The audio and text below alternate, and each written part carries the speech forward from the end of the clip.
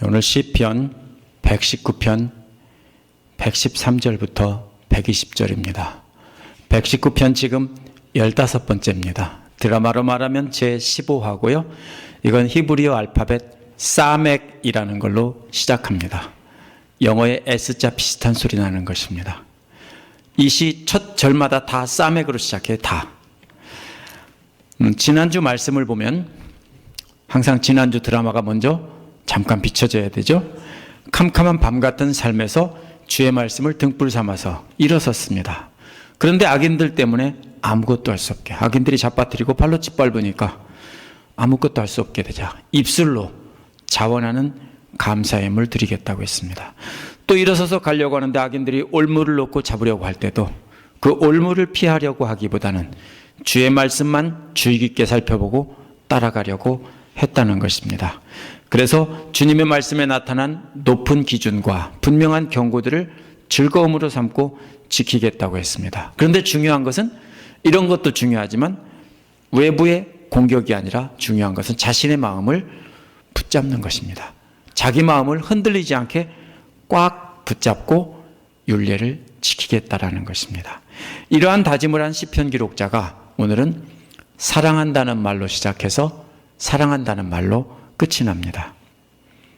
흔들리는 마음이란 두 연인 사이에서 이리 갈까 저리 갈까 차라리 돌아갈까 하고 하는 것과 같은 것입니다.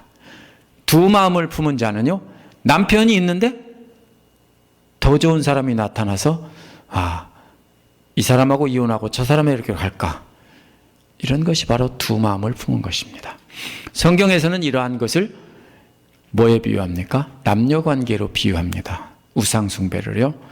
그래서 다른 것에는 한눈 팔지 않는 것입니다. 시편 기록자는 양다리를 걸치지 않았다는 것입니다. 그런데 악한 자들은 계속해서 시편 기록자를 끌고 가려고 합니다. 그래서 시편 기록자는 사랑하는 사람에게 몸을 피했습니다. 그래서 114절에서 뭐라고 말하냐면 주님은 나의 은신처요, 방패라고 했습니다. 은신처는 뭐냐면요, 사방이 다 막혀 있어서 보이지 않는 곳입니다. 군대 용어로는 은패라고 합니다. 은패와 엄패가 있는데요, 은패는 총알을 막아주는 게 아니에요. 보이지 않게만 막아주는 거예요. 가려주는 거예요. 마치 뭡니까? 옆에도 다 박혀 있고 뚜껑도 딱 덮어서 안 보이는 것과 같은 거예요. 적의 시야에서 완전히 가려진 것입니다. 하지만 이것은 공격을 막아내는 건 아니에요. 적이 거기 숨어 있다는 걸 알고 총을 쏘거나 활을 쏘면 그냥 죽는 거예요. 그 다음에 나오는 것이 그래서 방패라는 말입니다. 방패는 군대 용어로는 엄패라고 그래요. 엄패는 뭐냐면 총알 같은 것을 막아주는 거예요. 다시 말해서 은신처라는 말은 적의 눈에 띄지 않도록 감추어진 것을 말하고 가려주신 것을 말하고, 방패라는 말은 바로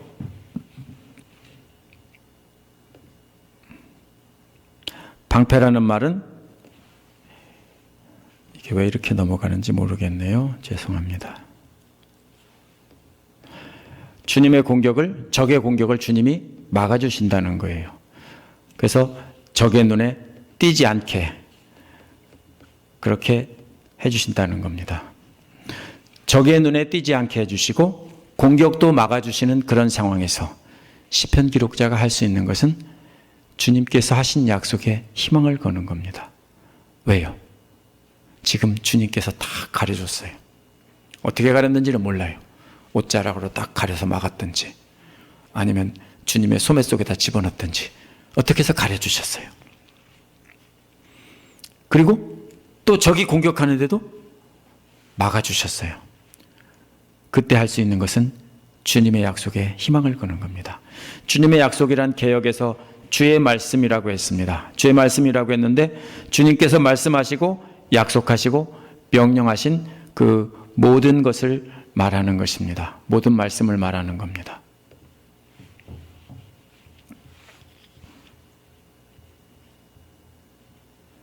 죄송합니다. 지금 이게 컴퓨터가 오늘 제 말을 안 듣고 제멋대로 막 넘어갑니다. 그래서 지금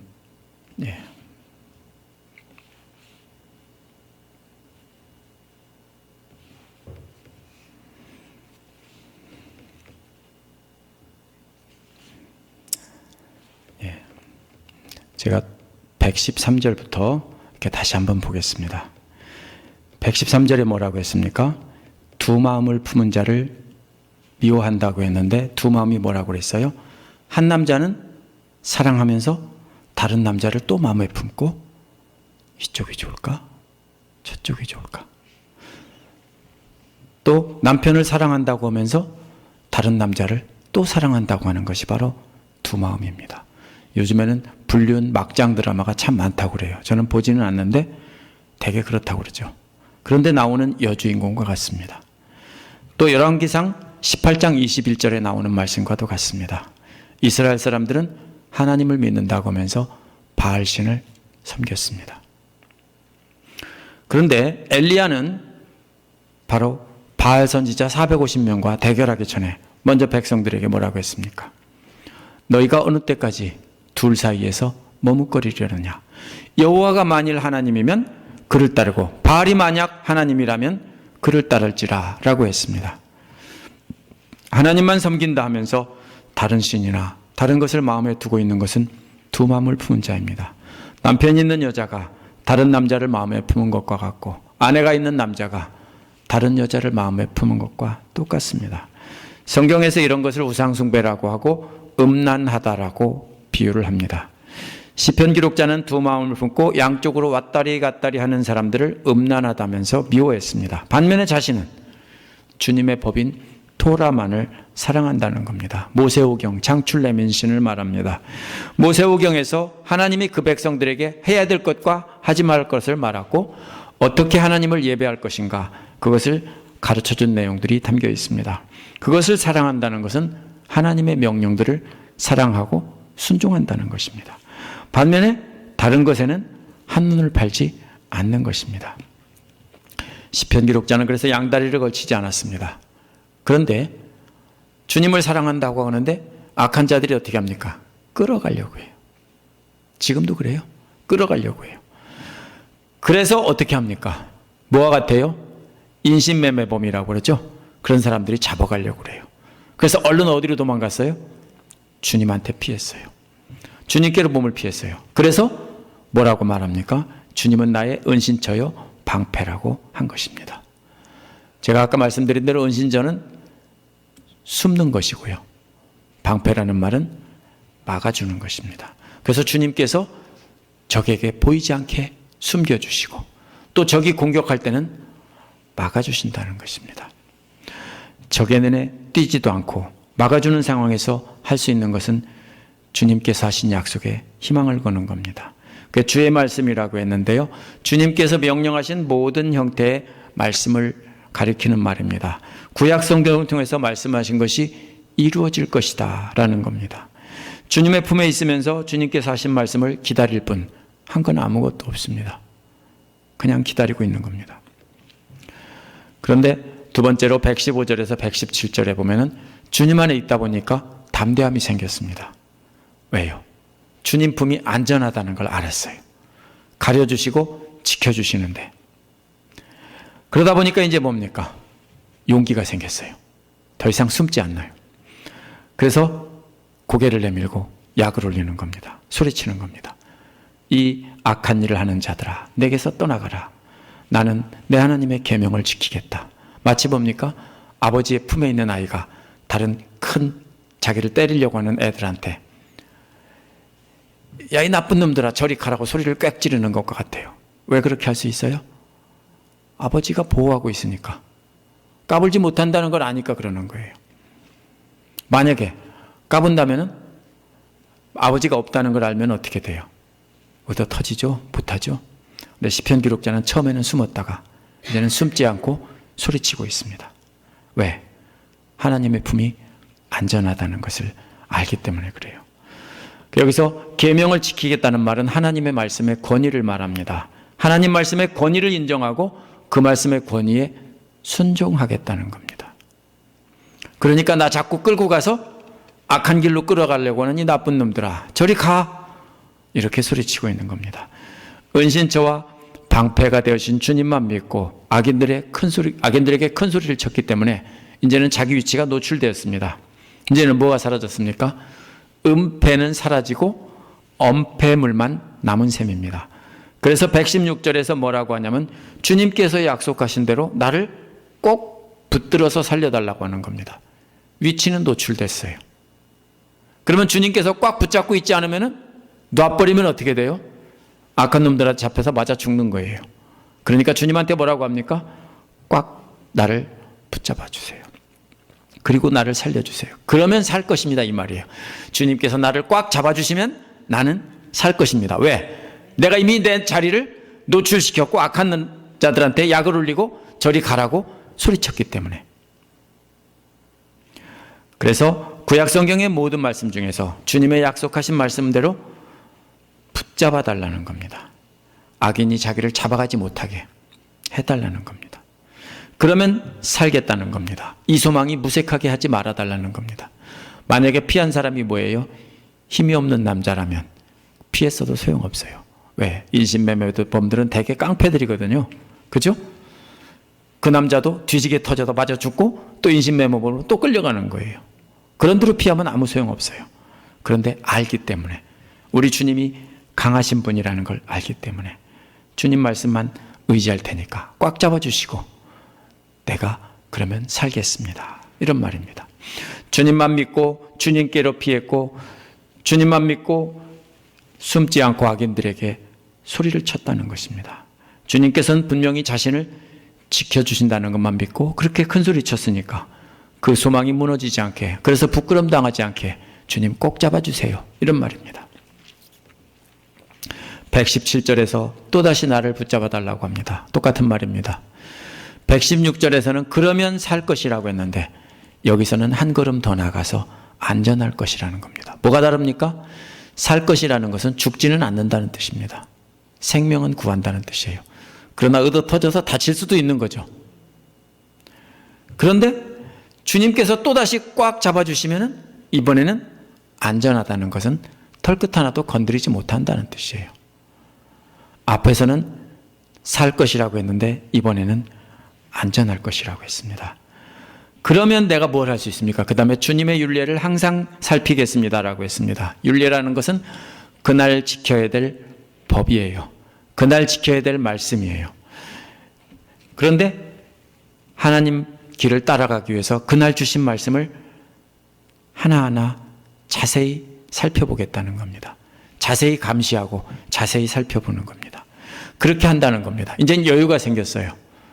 아까는 숨기만 했는데, 그리고 큰 소리 치면서 소리는 쳤지만 혹시 죽을지 모른다고 했는데 주님이 꽉 잡아주시니까 이제는 대적들 신경 안 쓰고 오직 주님의 말씀을 어떻게 지킬까, 그것만 생각한다는 겁니다. 여러분도 저도 똑같습니다. 우리가 악인들이 나를 어떻게 공격하면 어떻게 막을까, 이런 걸 걱정하는 게 아니에요. 악인들이 나를 올무로 얽어서 함정으로 어떻게 빠뜨릴까, 이런 거 걱정하는 거 아니에요. 그런 거 뭐라고 해요? 쓸데없는 걱정이에요. 근심이에요. 너희는 근심하지 말라는 거, 예수님 말씀하신 것도 그 말이에요. 뭐만 하면 돼요? 내가 나에게 주신 하나님 말씀을 오늘 어떻게 잘 지킬까? 왜? 하나님께서 나를 꽉 잡고 계시니까. 그것입니다. 세 번째로는 118절에서 120절은 심판의 하나님을 두려워하라는 거예요. 이제 더 이상 대적은 없어요. 주님께서 붙잡아 주셨기 때문입니다. 그래서 118절에서 시편 기록자는 하나님 앞에 사랑을 고백하고 있습니다. 먼저 주님의 율례들에서 떠나는 자들을 주님께서 멸시하셨으니 그들의 속임수가 다 헛것입니다 라고 했습니다. 무슨 말이냐면요, 주님께서 날마다 주시는 말씀들을 그대로 따라가지 않고 딴 길로 가는 사람들입니다. 주님께서 이리로 가라 오늘 말씀하셨는데 그리로 안 가고 딴 길로 가는 자들이에요. 그런데 멸시하셨다는 거예요. 그러면서 그들이 날마다 주님의 말씀을 지키는 것처럼 속이지만 그 속임수가 아무 소용이 없다는 것입니다. 주님이 다 아신다는 겁니다. 모르는 줄 알아요. 거룩한 척하고 기도하는 척하고 하나님 말씀에 순종하는 척하면 다 아는 줄 알아요. 교회 권사고 집사고 장로고 수십 년 동안 있으면서 교회 잘 출석하고 씩 웃으면서 안녕하세요 웃고 이렇게 폼 잡으면 사람들이 다 뭐라고 생각해요? 아, 저 집사님, 저 권사님, 저 장로님은 참 거룩하다 이렇게 볼지도 몰라요. 그런데 주님은 아신다고요. 뭘 알아요? 진짜로 지키는 사람들인지 아니면 거짓으로 지키는 척하는 사람인지 다 아신다고요. 그거 쓸데없다고요. 주님을 속일 수가 없다라는 거예요. 만약에 아직도 사람들 눈치 보고 그렇게 하면서 거룩한 척 하려고 했으면 실수하신 겁니다. 아무 소용이 없습니다. 왜냐하면 119절에서 뭐라고 했습니까? 주님은 세상의 악인들을 찌꺼기처럼 버리신다고 했습니다. 찌꺼기가 뭐냐면요, 금이나 은이나 돈 같은 것을 재련을 합니다. 근데 원래는 그게 뭐가 들어있어요? 노다지 하면은 금덩어리가 뚝 떨어지는 줄 아는데 사실은 아니에요. 돌 속에 금이 섞여 있어요. 돌 속에 은이 섞여 있어요. 그럼 그걸 가지고 용광로에다 집어넣으면은 금이나 은이나 동만 싹 녹아서 빠져나오고 나머지는 버리는데, 돌은 사실 전과 별 차이가 없어 보여요. 껍데기는 그냥 있거든요. 중간중간 빠져나가긴 했겠지만 그냥 있어요. 여기서 말한 찌꺼기라는 게 그런 거예요. 또 돌소금을 보셨어요? 암염이라는 돌소금이 있는데 그거를 물에다 담가 놓으면 소금은 녹고 돌만 남아요. 그러면 그 돌을 건져서 버리는데 보기에는 소금과 똑같이 하얀 돌인데 그건 소금이 아니에요. 찌꺼기예요. 그냥 버리는 거예요. 또 뭐가 있어요? 제 아내가 요즘에 묵을 만들었는데 도토리 묵을 꽉 짜고 나면은 갈색의 물이 나와요. 그리고 남은 찌꺼기를 버리면은 그 찌꺼기는 처음과 끝이 비슷해 보여요. 그렇죠? 똑같아요. 뭐 도토리 그냥 있어요. 그런데 그거는 찌꺼기고 버리는 것이고 아래에 가라앉은 물만 끓이면 그게 묵이 되는 거예요. 찌꺼기라는 게 그런 거예요. 그래서 다 공통점이 뭐예요? 겉으로 보기엔 그럴듯한데 알맹이는 없는 거예요. 이게 찌꺼기예요. 주님께서 세상 악인들을 버리시는데 이 악인들이 누구냐면요, 하나님 앞에서 사람들 앞에서는 거룩한 척하면서 진짜로는 하나님을 사랑하지 않고 하나님을 대적하는 자들이에요. 예수님 당시 누가 있었어요? 바리새인들과 율법학자들이 그런 사람들이었어요. 오늘날도 그런 종교인들이 있을 수 있어요. 겉으로만 거룩한 척하고 교회 나오는데 실제로는 속은 하나님을 믿고 의지하지 않고 자기를 의지하는 사람들, 자기 주먹을 믿고 자기 힘을 의지하고 자기 돈을 의지하고 자기 권력을 의지하고 이런 사람들, 이게 바로 뭐예요? 껍데기고 찌꺼기고 쓸모없는 거예요. 아무리 속이려고 해도 소용이 없어요. 우리는 사람들 앞에서 속일 수 있는 줄 알지만 하나님은 다 아신다는 거예요. 그래서 다 골라서 버리신다는 거예요. 그래서 속임수가 통하지 않는 주님이라는 것을 알기 때문에 주님의 증거들을 사랑합니다 라고 고백하는 겁니다. 증거라는 말은 주님의 말씀에 나타난 분명한 높은 기준과 분명한 경고들을 말합니다. 그러니까 가장 높은 기준의 말씀들이에요. 그리고 경고들이에요. 형식적으로 지키지 않고 주님께서 요구하시는 최고의 그런 요구들을 다 사랑한다는 겁니다. 사랑한다는 게 뭐예요? 사랑합니다 하고 안 지켜요? 아니요. 사랑한다는 것은 그대로 지키는 것을 말합니다. 근데 113절에서 뭐라고 시작했어요? 주님의 법 토라를 사랑한다고 했는데 119절에서도 사랑한다고 하는 것은 그 중에서도 가장 높은 수준까지 다 지키며 사랑하겠습니다, 이런 말입니다. 앞에서는 율법 모든 것을 사랑한다고 했다면 여기서는 그 율법 중에서 최고 수준의 것을 다 지키며 사랑하겠다는 겁니다. 마치 그런 것과도 같습니다. 내가 당신을 사랑한다라고 당신의 모든 것을 다 사랑한다고 하지만 마지막에는 뭡니까? 내가 죽을 때까지 사랑하겠다. 내가 당신이 불구가 돼도 사랑하겠다. 당신이 눈이 멀고 걷지 못해도 사랑하겠다. 내가 죽을 때까지 당신만 절대적으로 사랑하겠다. 최고로 사랑하겠다. 이렇게 말하는 것과 같습니다.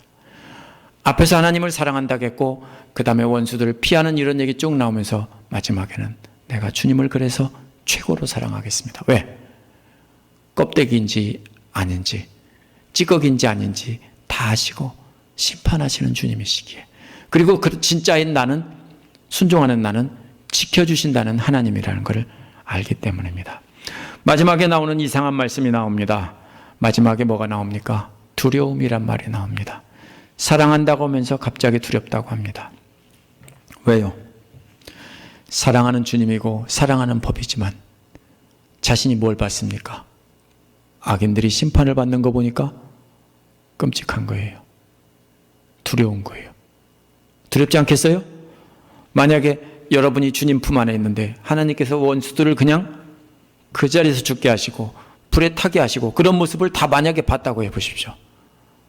그러면 실제로 그건 아니지만 그걸 그림처럼 그렇게 보는 장면이라면 뭐라고 말하겠습니까? 두려워하지 않겠어요?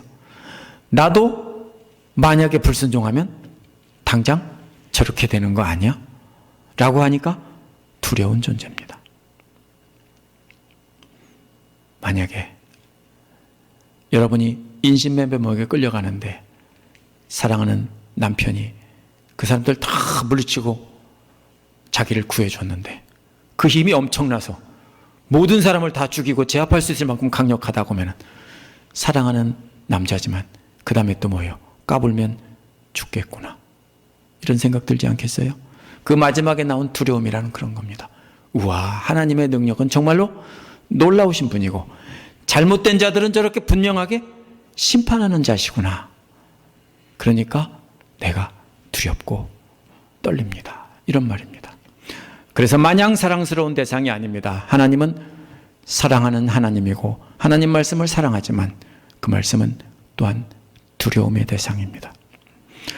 오늘 말씀은 양다리 걸치면서 하나님과 우상들 사이에서 왔다 갔다 하는 사람의 모습입니다. 그리고 시편 기록자는 그런 사람을 미워하면서 자신은 하나님만 섬기겠다라고 말하는 모습입니다. 이스라엘 사람들은 바알과 아세라를 섬겼습니다. 하나님을 섬기면서 말입니다. 그러면서 뭐라고 했습니까? 하나님만 사랑한다고 성전에서 제사를 드리고 예배를 드렸습니다. 그러면서 뒷구멍으로는 뭡니까? 바알신을 또 섬겼습니다. 왜? 이것도 섬기고 저것도 섬기면 좋은 거지, 그렇죠? 남자가 둘 있으면 더 좋은 거지. 이해가 되세요? 왜 꼭 하나만 있으라는 법이 있어? 요즘에 그런 주장하는 사람 있죠? 동성애가 더 떠나서 이제는 부인이 둘 셋이면 어때? 남편 둘 셋이면 어때? 자, 이런 사람들이었습니다. 이스라엘 사람들이. 그렇다고 하나님을 완전히 버린 것도 아니고 형식적으로 하나님을 섬기면서 뒤로는 다른 것을 섬긴 사람들입니다. 오늘날 믿는 사람들은 과거처럼 눈에 보이지 않는 우상을 섬기지는 않습니다. 그러나 오늘날은 세상적인 것을 의지합니다. 하나님을 믿는다고 하면서 다른 것을 의지해요. 하나님을 은폐물과 엄폐물로 삼아야 피해야 되는데 다른 것을 은폐물과 엄폐물로 피해요. 이걸 가지고 있으면 나는 안전할 거야, 그죠? 이런 사람을 붙잡으면 나는 안전할 거야. 하지만 이게 뭐와 같습니까? 유부녀가 다른 남자를 찾아가서 지켜달라고 하는 것과 똑같은 겁니다. 성경은 그것을 뭐라고 말합니까? 음란함이라고 말합니다.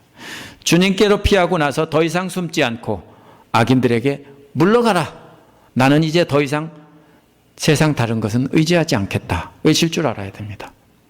물론 과거에는 다 그랬습니다. 저와 여러분이 과거에는 하나님을 알지 못했고 다른 것을 의지했습니다. 근데 지금은요, 하나님만 의지하겠다. 이제는 물러가라, 더 이상 나한테 와서 다시 유혹하지 말라, 이렇게 부르짖을 줄 알아야 됩니다. 우리가 날마다 주님께 붙잡아 달라고 외치는 것도 날마다 주님 말씀 읽고 그 말씀 의지하면서 붙잡아 달라고 하는 겁니다.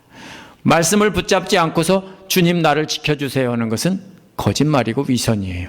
주님 말씀을 붙잡는 것이 주님을 붙잡는 겁니다. 그러면서 주님의 말씀으로 나를 사로잡아 달라고, 그러면서 대적들이 다가오면 담대히 NO 하고 거부할 줄 알아야 됩니다. 하나님은 껍데기만 거룩한 자들을 곤란해버리는 분이라고 했습니다. 우리도 역시 만약 형식적인 것을 가지고 있다면 모양만 거룩함을 갖고 있다면 역시 곤란해서 버리실 겁니다. 그것을 두려워하기 때문에 우리는 뭡니까? 사랑하면서 두려운 하나님을, 사랑하면서 두려운 하나님 말씀인 것입니다. 만약 우리가 이 말씀을 안다면 이 시간 한번 생각하셔야 됩니다. 두려워하면서, 사랑하면서 두려워할 줄 알아야 됩니다. 하나님 말씀을 사랑하지만 그 말씀은 우리를 심판하시는 말씀이라는 것도 분명히 알아야 됩니다. 이 시간 함께 기도하시겠습니다.